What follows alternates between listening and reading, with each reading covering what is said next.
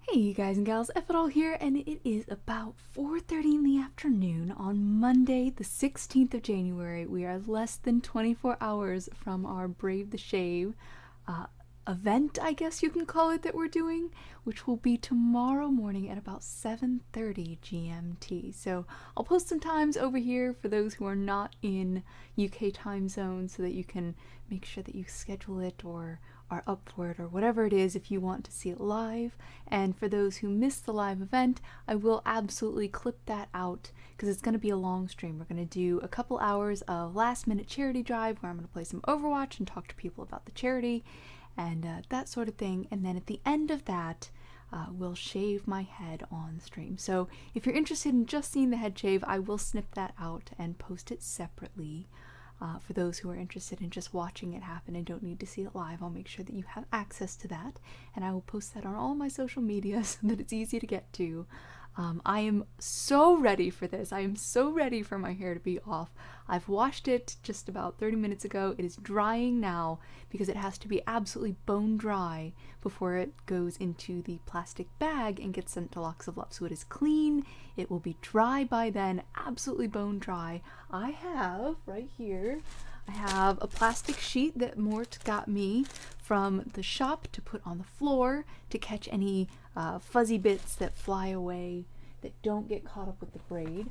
I have a pair of clippers that my wonderful, sweet sister-in-law is loaning to me, so I will be able to use that instead of Mort's beard trimmer, which is wonderful and will do a much better job. The plan is to, based on Locks of Love's website, we're going to put it in several small ponytails all over my head, and we're going to cut those off so that we are able to capture the most amount of hair possible.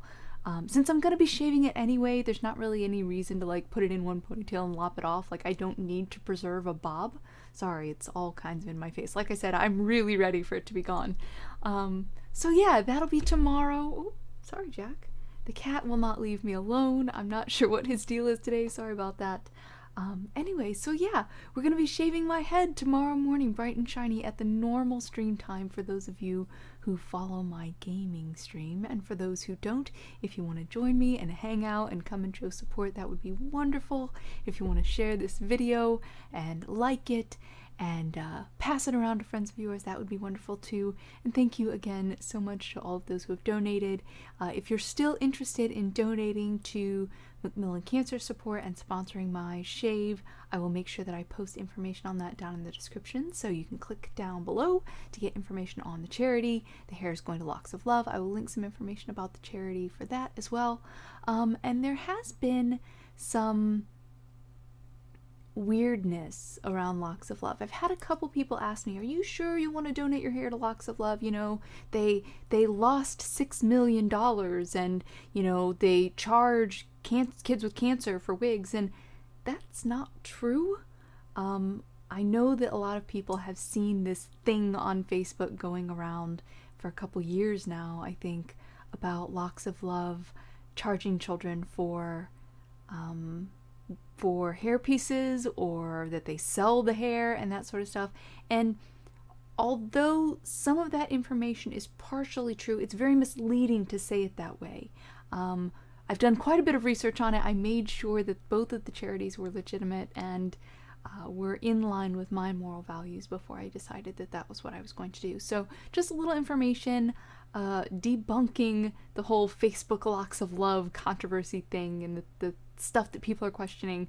Locks of Love does give hairpieces, custom fit, vacuum fit hairpieces to children with permanent medical hair loss based on need. So in order to apply for the hairpiece, the family has to fill out some forms, and they need to provide medical information, and one of the documents that they need to provide is a recent tax return, and that helps Locks of Love determine who is the most financially in need and who would benefit the most from receiving a free hairpiece. Now, those who are not in the in dire straits, desperate need, cannot afford it themselves category are still eligible to receive a hairpiece, but they are asked to defer some or all of the manufacturing costs based on a sliding scale, which is again determined by financial ability.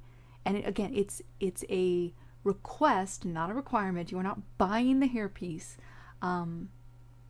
Anyway, so it's based on your financial needs. So it makes sure that those who cannot afford to purchase a hairpiece for their child, which can cost thousands of dollars, are the most likely to get the hairpieces. So it is based on financial need, not necessarily everybody who gets one or who asks for one gets one.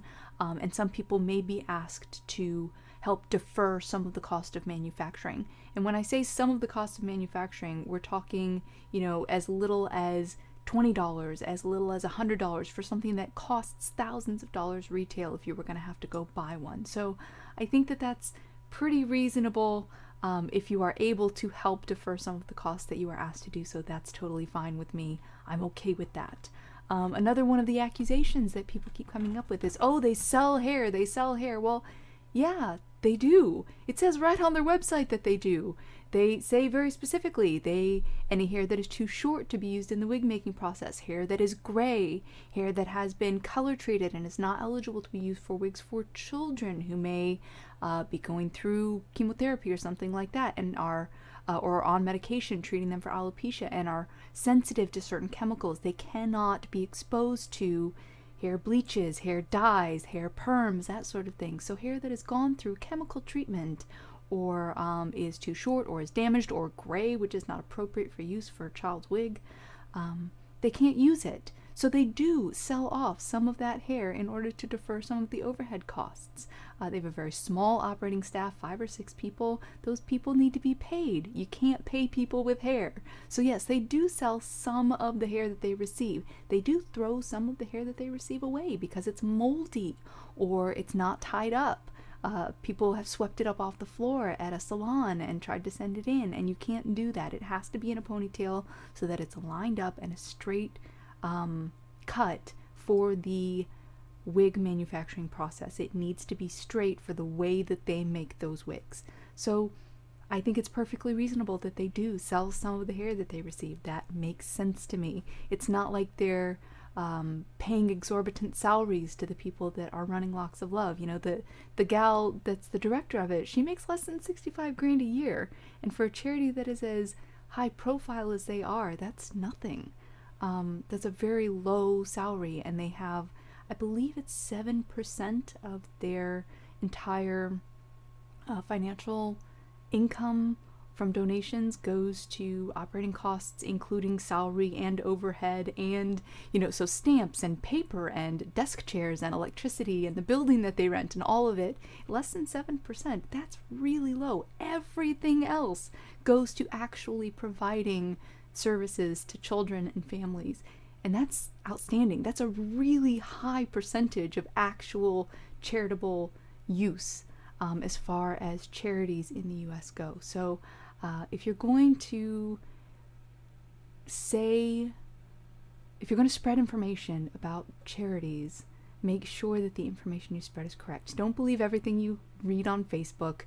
Don't read a headline that says, Locks of Love lost $6 million worth of hair. Well, no, they didn't. The report that said that they lost it was incorrect, inaccurate, and misconstruing the information. And I have yet to see anything that contradicts that. So anyway, I just wanted to share that information. A couple people have approached me both publicly and privately. If you see my last video, some of the comments are, and I just wanted to share the information with you that is, the Facebook post is factually inaccurate and extremely misleading, and based on lots and lots of research on my part, hours of research on my part. It's just not accurate. So I'm very comfortable sending my hair to Locks of Love. I am confident that they will do the very best thing that they can with it. It's plenty long enough. It is completely unchemically treated. It never has been in the entire time that it's been growing. And I don't use any heat styling. I don't use chemicals on it. I don't even use hairspray on it. I just wash it and let it dry. and that's it. So it's in great condition, and it's straight, and it's going to be easy for them to use. And even if it wasn't, I have full faith that they would do exactly what they should be doing with it. So yeah. Anyway, thanks so much for watching, and we will be shaving my head bright and shiny in the morning. Have an excellent day and enjoy your game.